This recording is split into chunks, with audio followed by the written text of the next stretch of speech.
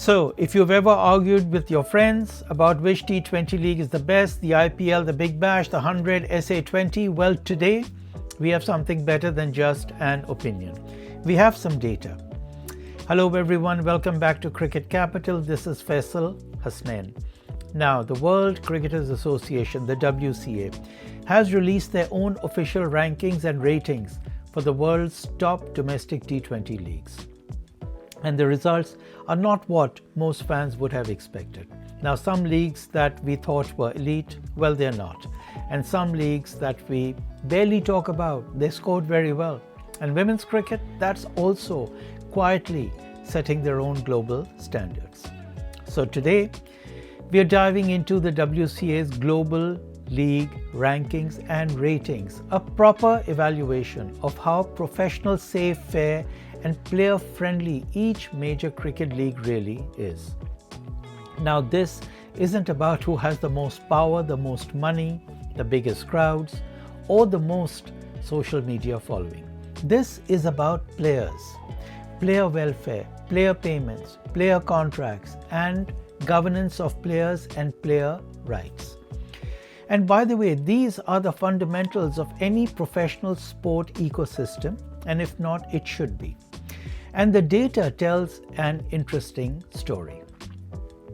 So, the World Cricketers Association evaluated leagues across a wide range of criteria, including payment levels, payment reliability, player contract terms, safety and security, dispute resolution procedures, collective bargaining, commercial rights, player and agent approval procedures, and each league received a score, a rating out of 100.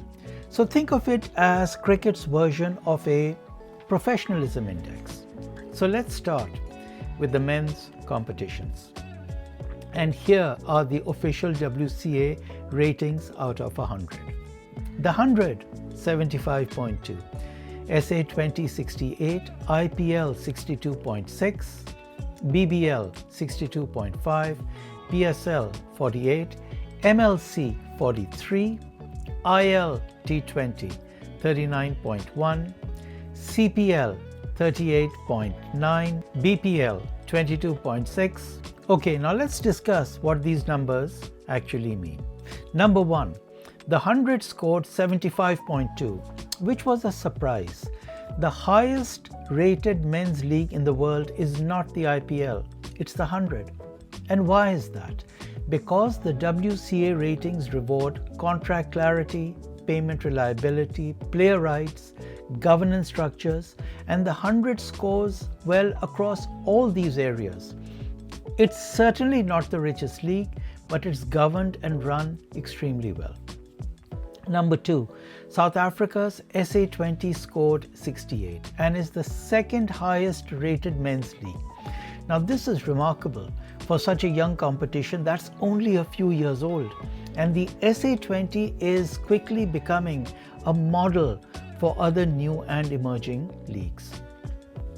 Thirdly, now the IPL comes in third with a rating of 62.6. Now, most fans would just automatically assume that the IPL would be number one in everything, regardless of criteria, but that is not the case, because the ratings focus on player rights and governance, not just money and commercial power.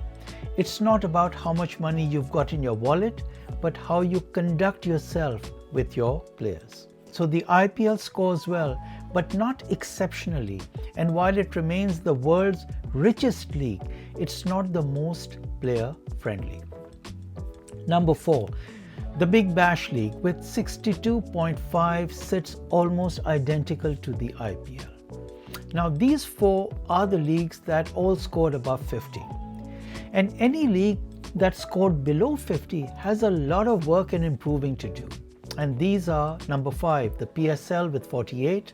Now, the PSL historically is one of the world's most exciting leagues in terms of its cricket quality. And while the cricket is world class, the governance has room to improve. Number six is Major League Cricket, MLC USA with 43. This is also a young league that is still evolving and building its structures. Then there is the IL T20 UAE with 39.1, the CPL Caribbean with 38.9, and the BPL Bangladesh with 22.6. So a lot of work is required from these leagues as well. Now let's move to the women's leagues, and here's what's interesting. The women's leagues actually score higher than the men's leagues. Number one, firstly, the women's 100 scored 84. Secondly, the Women's Premier League in India 65.8, and thirdly, the Women's Big Bash League in Australia 63.8. The top women's league, the 100, scored 84, which is significantly higher than the top men's league. And again, why is this? Because women's cricket is being built from the start with modern governance standards. There are clear contracts with strong protection for players, there are better dispute resolution mechanisms, and fewer unilateral contract clauses. Okay, now I'm going to switch to the website of the WCA so you can have a glimpse of where this data has come from, which you can also check out for yourself. So we're on the website of the World Cricketers Association, and we're in the Leagues Hub. And if we scroll down, this is where they have classified and ranked and rated all the major leagues in the world. So these are the major domestic leagues for men, and you can see that the 100 is on top with an overall rating of 75.2, and these are the various criteria which have been applied in order to arrive at that individual rating. Each of these criteria have individual ratings. Number 2 on the list, the SA20, the South African League, which has a rating of 68. It's number 2 on the rankings list.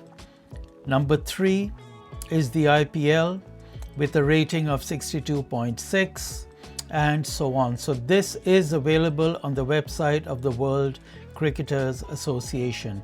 It's a very interesting analysis and research that they have done. If you scroll down, we then come to the major domestic leagues for women, and the 100 is again on top with a rating of 84.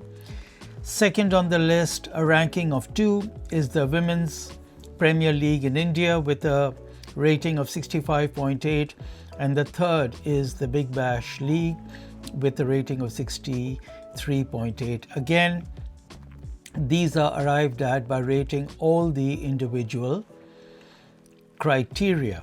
And if one wants to find out more about how they've arrived at this, they have to click on the particular league. So let's go to the 100, and then you come down and they will explain exactly how they've arrived at these particular ratings to arrive at the overall rating of 75.2, and that goes for all the individual leagues. Okay, so what does this data and these ratings tell us? Firstly, money versus professionalism.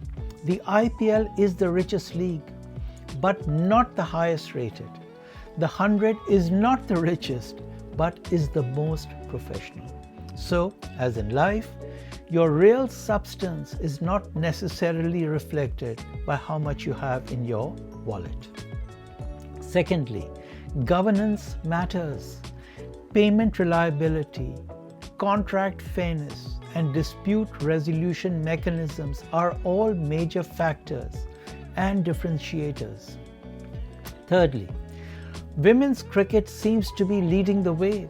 Their governance structures appear to be cleaner, clearer, and more modern. Finally, the emerging leads do need to work on stronger player-related foundations. Okay, now this WCA study appears to be the first global benchmark of its kind, and these ratings are therefore a landmark study. Because for the first time, we independently have a player-centric league evaluation, a transparent scoring system, and a global comparison of governance and professionalism. And hopefully, this index will push the leagues to improve, and that will of course benefit the entire cricketing economy. Okay, so class dismissed, but only for today. And look, if you enjoyed this episode, please like and subscribe so you don't miss the next lesson in cricket's business classroom. This is Faisal Hasnain on Cricket Capital, and I'll see you soon.